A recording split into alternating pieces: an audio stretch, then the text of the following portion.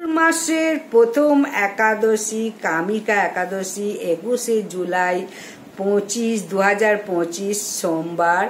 তাই কামিকা একাদশীতেই স্পষ্ট লেখা আছে তুলসী দেবীকে জল দেওয়া যায় কিনা। কামিকা একাদশী ব্রত মাহাত্ম্যকথায় সমস্তটা পেয়ে যাবে।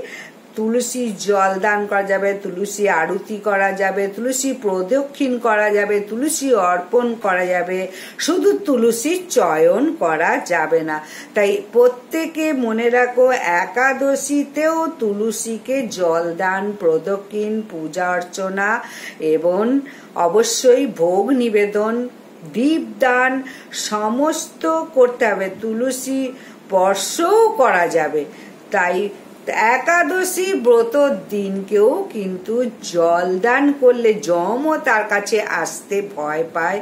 এটাই তোমাদের বলবো।